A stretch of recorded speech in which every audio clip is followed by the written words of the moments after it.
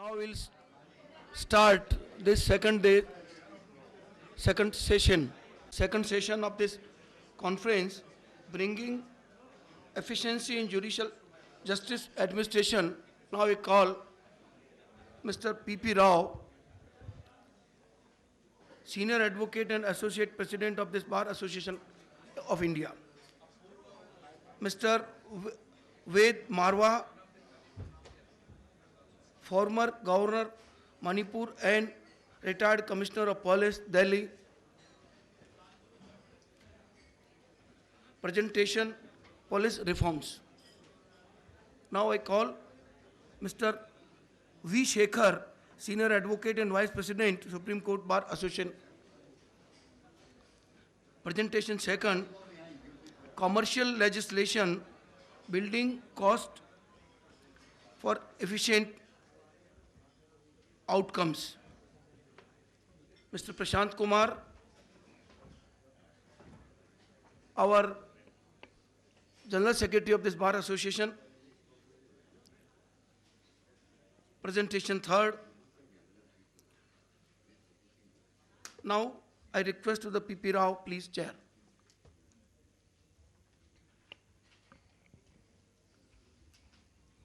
Friends, this session is up to 1 p.m. as per the program. So we'd like to conclude at 1 p.m. Now we have got 3 distinguished speakers in this session. The topics are already mentioned there.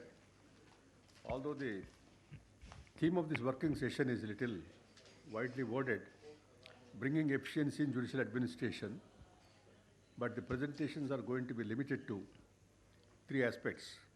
Police reforms, where we have an expert with vast experience in the police administration to help us. Then we have commercial litigation, building cost, disincentives for efficient outcomes. And 3, optimizing use of information and communication technology tools in judiciary. I don't want to take much of your time in my opening remarks, only but to say one thing. In any system, if you want to bring in efficiency, we have to take care of 3 things.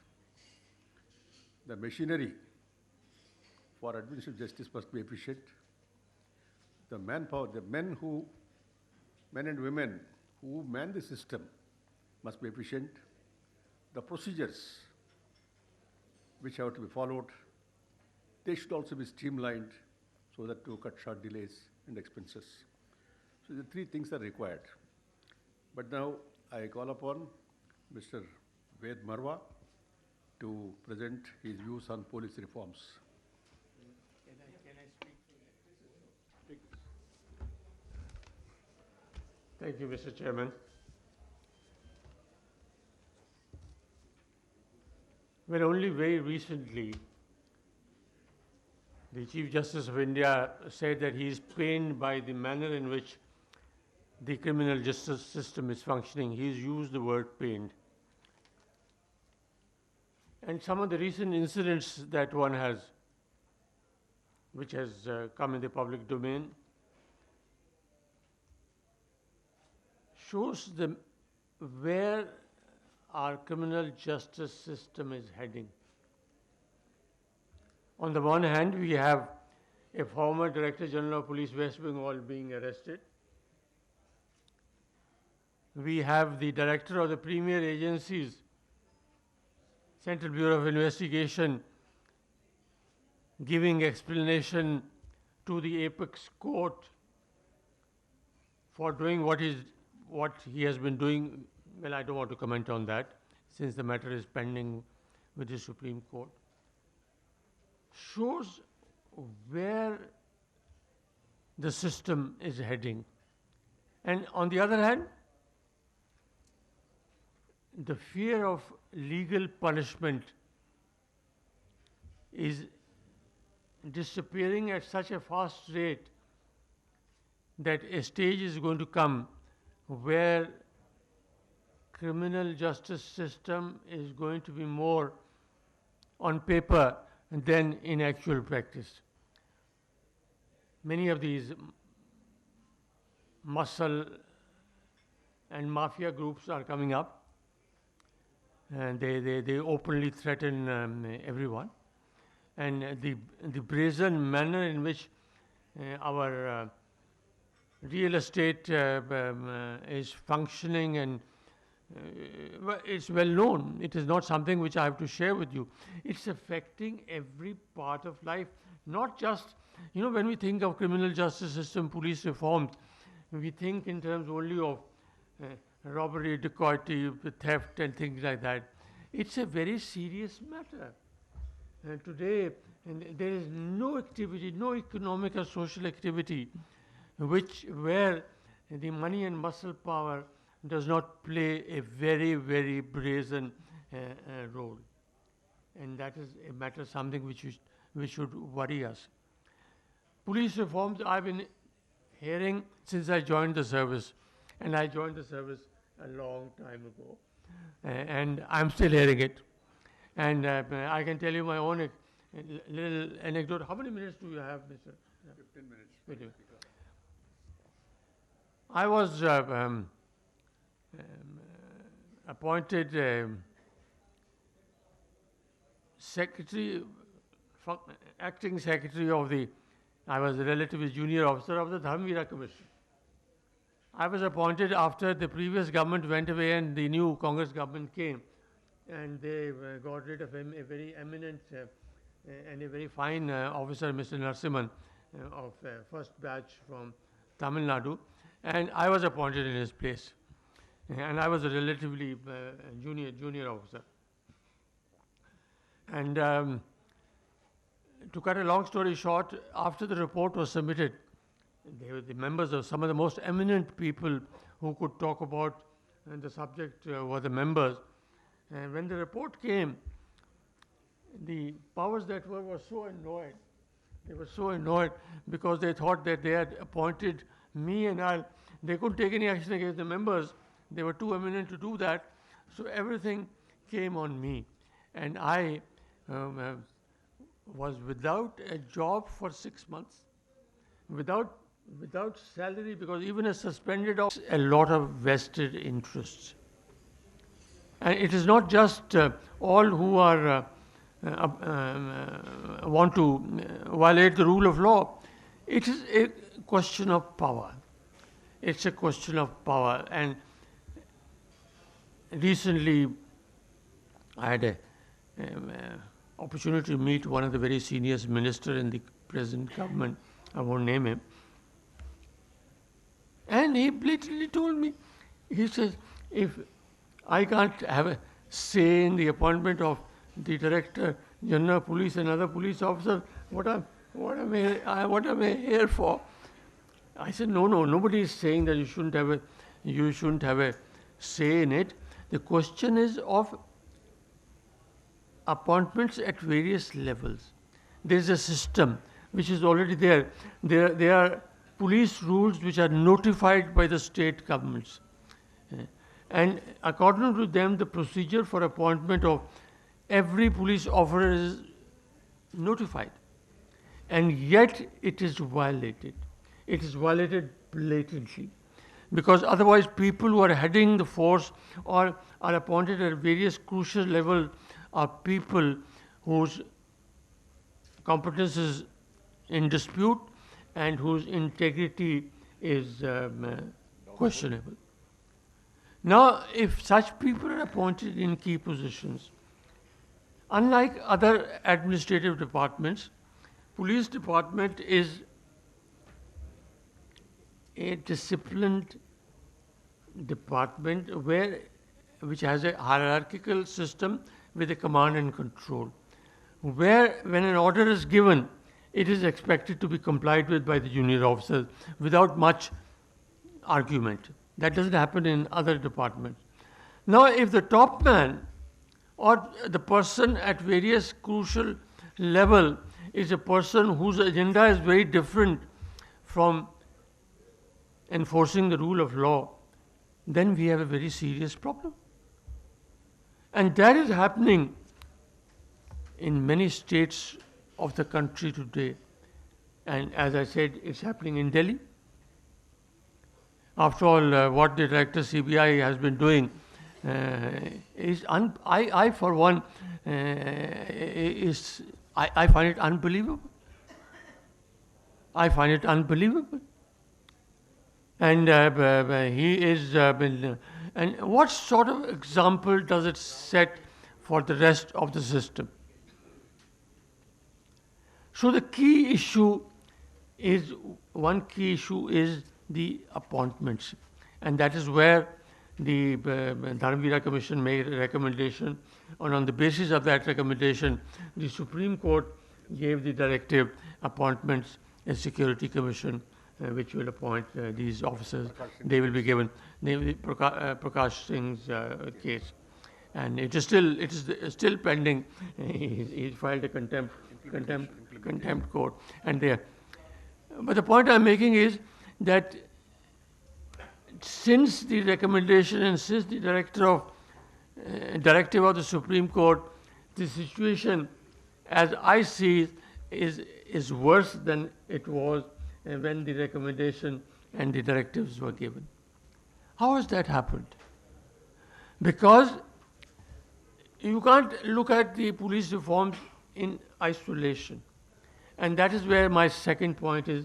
Police is a component of the criminal justice system, and it has to function in conjunction with the other components. And what sort of police force we should have, and what sort of police force, how it will function, will greatly depend on how our political system functions, how other components of our criminal justice system function. And that is which brings me to my third point. And that, again, the Chief Justice has referred to it also. I don't know where but I did read in the papers somewhere. We are greatly concerned about process of law, but we are not equally concerned about that process of law is supposed to achieve. Because ultimately, any criminal justice system is supposed to deliver justice to the victim, punish the guilty, to ensure that it not only punishes the guilty but also act as a preventive. The greatest preventive is the fear of legal punishment, which, as I said earlier, which is almost vanishing. Now, how will that fear come? I mean, the system is manipulated in a manner which is unbelievable. And again, very briefly, I'll give you my own example where I am the victim. I was the inquiry officer of the 1984 riots against the Delhi police. 84 I was appointed, and I was given 3 months. Anyway, the Delhi police officers found that I was going on the wrong track, as they believed it. So they did everything. They went to the High Court. They did all that. And my inquiry was scuttled. Just before I was supposed to submit my report, I was asked to stop it. But they didn't stop at that. Okay, you got your thing. Inquiry is finished. Now I had to be taught a lesson. So they went to the court with one case, with a defamation, with this, that. 30 years have passed. Even today, the case is pending against me. I'm the inquiry officer, for God's sake. And 2,000 people have been killed in Delhi roads, burnt alive. Unbelievable cruelty. And yet, those people were promoted. They retired as Director Generals of Police, and the inquiry officer is facing the inquiry. Of course, I was also promoted, and I was also did, but the inquiry officer is facing even after so many years of retirement. This is how the system is manipulated. What sort of message does it send to the people? Then we talk of the complaints, public complaints.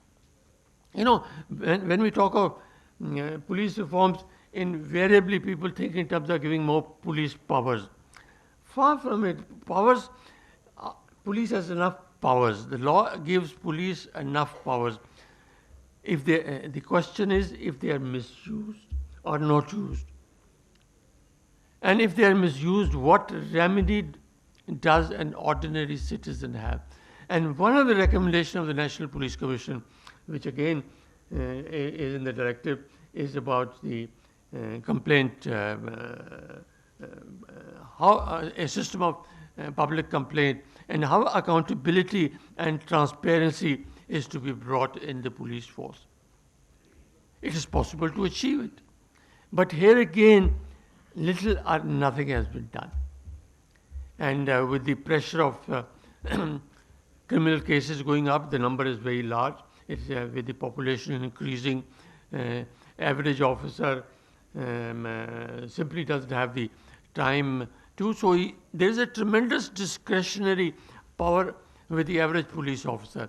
It is he who decides where the police resources should be used to investigate and where not. Where he doesn't want to do anything, there's nothing anybody can do unless there's an intervention in few cases by the court. But an average complainant has very limited remedy. So that brings me to my next point, and that is the way the various procedures, both criminal procedure code as well as the police procedures today are simply are not complied with at all. They are violated more and they are implemented more in violation than anything else. And that everybody tolerates it. But very little is being done to change those procedures to make them functional. The next point is, I'm sorry, I'm making it a telegraphic language because so that I can complete in the time given to me, is the training of officers. You can have the best person. I heard that point even earlier in the tribunals. That this point was being mentioned. That what do you do when people who are posted, suddenly brought from somewhere and posted somewhere to head a premier agency or made Director General of Police, who has never served in the police? He may have joined the Indian Police Service, but he has been in various other departments, maybe in Intelligence Bureau, maybe somewhere else. He's done has not done any investigation since he joined the service. And he is appointed as a Director General of Police. Now, and this is happening at various levels. It has become a matter of patronage because, as we all have heard of this, the creamy post, where well, one doesn't have to define what that creamy post. Also for a price. Well, obviously, it's a well-oiled system which functions. So the persons who come are not only not have a doubtful integrity, they are ignorant. That's where the question of training comes. Now, training at Police Training College is the last time they heard about.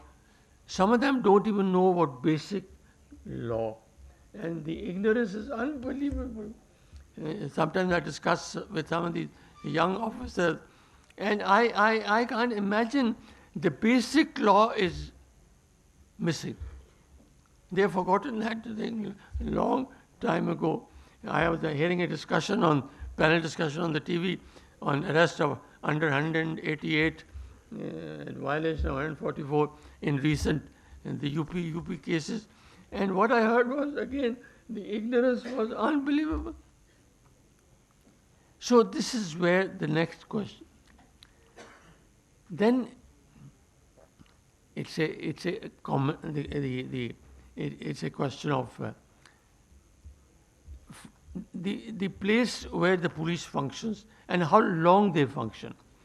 On paper, the police officer is supposed to function for 24 hours, but he decides not to function at all, and he does. Some of them are doing all sorts of things and not doing their job because they can always make an excuse that they were elsewhere.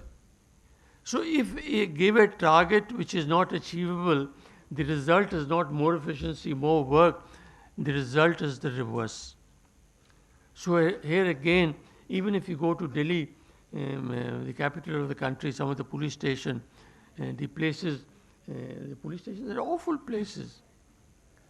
And we expect them to be sensitive to human needs, to the deprived and the marginalized section of the society. We are asking for the impossible, because if we brutalize the officers to such an extent that there is absolutely, even the basic human considerations are missing, then again we are going to have a problem. And the main point which is, I want to come back to it again, is we want a perfect system and will not accept any changes in a system which on paper may be less than perfect, but we are prepared to accept a non-functional system where the violators of the law have a total run of the place. If the director of the CBI has to meet the complainants and the lawyers at his home to ensure that his junior officers are giving justice to the people, something very terribly wrong. I mean, he doesn't trust his own officers, but he trusts these officers. Where are we going? We need common sense where legitimate autonomy is given, but that autonomy or perfection on paper doesn't mean allowing all sorts of other irregularities to go on happening without any check whatsoever. And that is why we need police reform, not to give police more power,